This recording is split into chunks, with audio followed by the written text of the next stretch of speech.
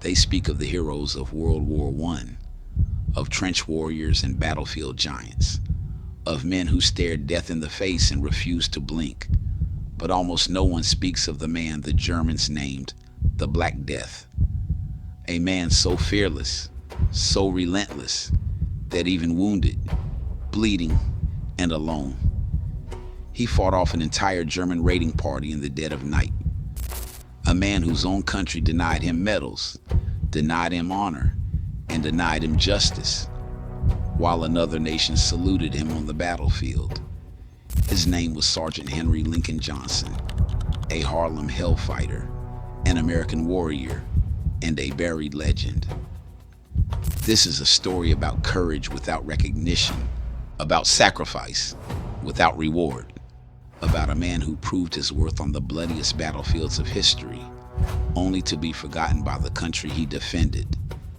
This is his story.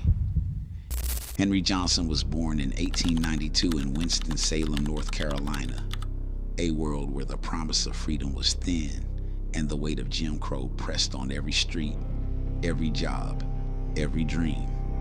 He grew up poor, not just poor in money, but poor in options.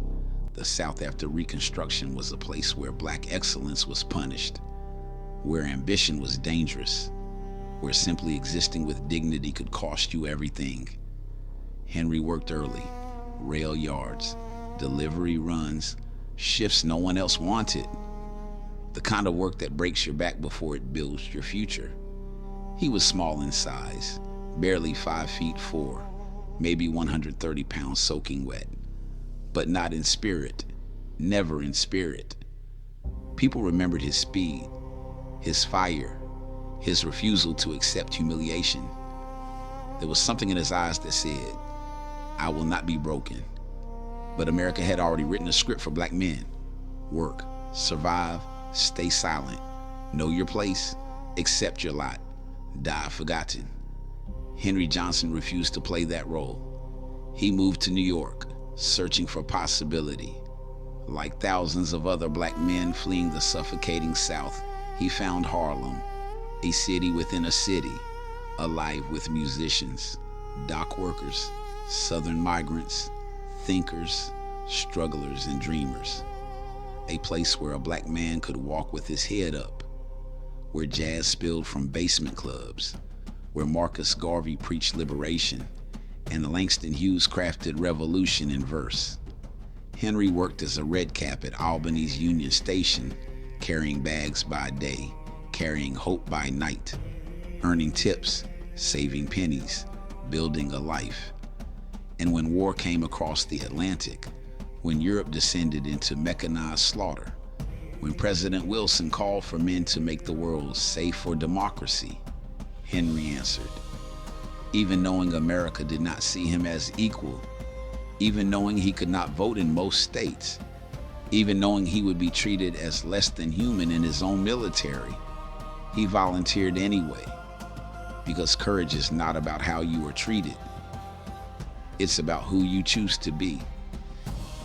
In 1917, Henry joined the 369th Infantry Regiment, an all-black unit forced into segregated quarters, segregated training grounds, and segregated treatment. They were given the worst equipment, the oldest rifles, the least respect. White units mocked them. Commanders doubted them. American officials refused to give them combat roles, believing black men lacked the intelligence, the discipline, the courage for real warfare. They were assigned to labor battalions, digging latrines, loading supplies, building roads. The same old story, work without glory. But France, bleeding, desperate, fighting for survival, needed soldiers, real soldiers, and they asked for the 369th. The U.S. happily sent the black regiment away, out of sight, out of mind. France did not hesitate. They armed them with French weapons, trained them in French tactics, respected them as French soldiers, and put them on the front lines. The French did not care about the color of a man's skin. They cared whether he could hold a trench, whether he would stand when the shells came screaming, whether he would fight. And the Harlem Hellfighters fought.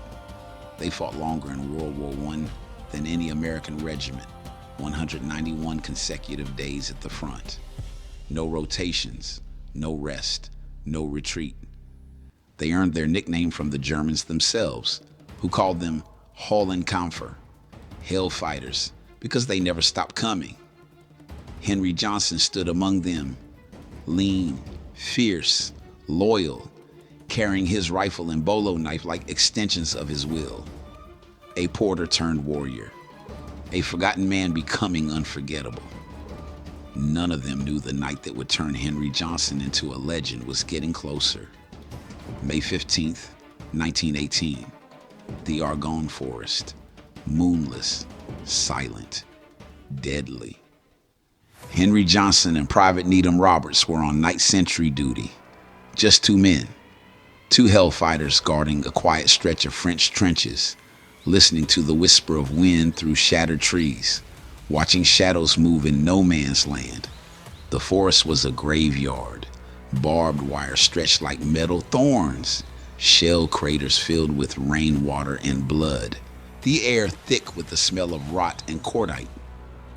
But the Germans were watching, waiting, crawling through the dark. A raiding party, maybe 24 men, moving like ghosts toward the American position.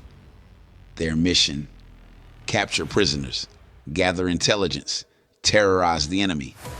Just after 2 a.m., the forest exploded with gunfire. Grenades hit the post. The earth erupted. Shrapnel tore into Johnson's side, his face, his arm. Blood ran hot down his uniform. He fired back, wounded, but unbroken. Every shot deliberate, every movement trained. The Germans rushed them, a wave of field gray uniforms and fixed bayonets. Johnson's rifle jammed, mud in the mechanism, or maybe just fate testing him one more time. So he swung it like a club. Wood and steel became his weapons. He fought hand to hand, broke bone with rifle butts, stabbed with his bolo knife, struck until his arms burned and his vision blurred. Roberts was hit and went down. The Germans tried to drag him away, a prisoner, a trophy, proof of their raid. Johnson roared. He threw himself into the swarm of bodies. 4 men on him at once, then 6, then more. He slashed, he stabbed. He fought 12, then 15 men alone. His bolo knife rose and fell like judgment. Blood mixed with mud, screams cut through gunfire. The Germans had training. They had numbers. They had surprise. But Henry Johnson had something they didn't expect. A man who refused to die. A man who would not abandon his brother. A man who had spent his entire life being told he was nothing and was done believing it.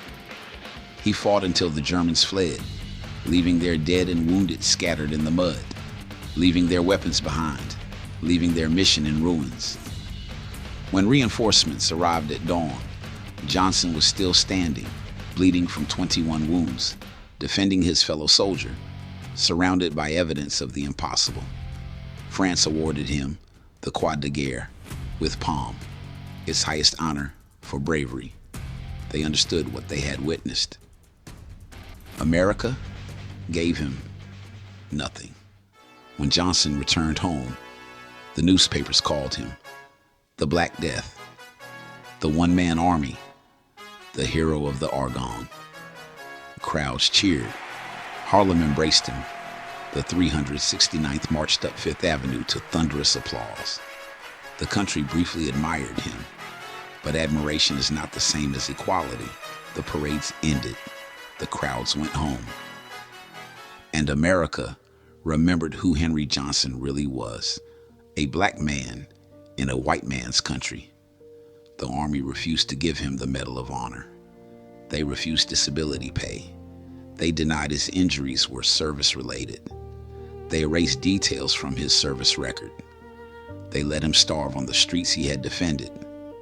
Johnson spoke out against racism and military injustice, so the government silenced him, surveilled him, labeled him a troublemaker. He walked the streets of Albany with a limp that never left him. His face bore scars that made strangers look away. His hands shook from nerve damage that turned simple tasks into battles. He couldn't work like he used to, couldn't carry bags, couldn't stand for long hours, couldn't compete with men whose bodies the war hadn't broken. Employers saw a damaged black veteran and closed their doors. The same country that had plastered his face on recruiting posters now treated him like a ghost. He applied for jobs and was rejected. He applied for veteran benefits and was denied.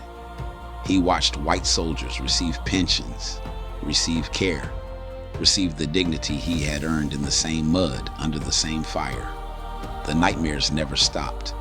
The smell of gunpowder in his sleep, the sound of German voices in the dark, the feeling of steel against bone replaying in his mind until morning came. He tried to speak at veteran events, to tell his story, to fight for other black soldiers facing the same betrayal. But his words made powerful people uncomfortable. A war hero wasn't supposed to talk about injustice. A black man wasn't supposed to demand equality. So they stopped inviting him, stopped listening, stopped caring. The bottle became his medicine, his escape, his slow poison. Every drink was an attempt to forget what America wanted him to remember. That heroes are only heroes when it's convenient. His wounds never healed properly. Infections ravaged his body. He self-medicated with alcohol, trying to dull pain that went deeper than flesh. He lost his health. He lost his job. He lost his marriage. He lost everything he had defended. Henry Johnson died in 1929 at just 36 years old, broken, poor, forgotten by the nation he bled for.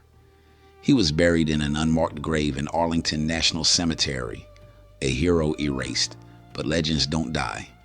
They wait. They wait in archives and footnotes, in old photographs and fading memories, in the whispers of descendants who refuse to forget. In the 1990s, historians rediscovered his story. They found the French citations, the battle reports, the testimony of men who witnessed the impossible. In 2003, he was properly honored by New York State. In 2015, almost 100 years after the night of the attack, President Barack Obama awarded Henry Johnson the Medal of Honor. Too late for him to receive it. Too late for him to know his name would be remembered. But not too late for truth. A century after the battle, the world finally spoke the words he earned in blood. Sergeant Henry Johnson, American hero. He fought alone. He survived the impossible. He protected his brother in arms. He stood against a world that stood against him. They tried to bury his story. They tried to bury his name, but they could not bury his courage, because before they wrote military history, we were already fighting on the front lines. Before they handed out medals, we had already bled for the right to be remembered. Sergeant Henry Lincoln Johnson, the Black Death, the Harlem Hellfighter, the American legend. His story reminds us, heroism is not given, it's taken. Honor is not granted, it's earned. And history doesn't forget forever. It just waits for someone brave enough to remember. Black Antiquity, where black heroes rise again. Like, share, and subscribe for more.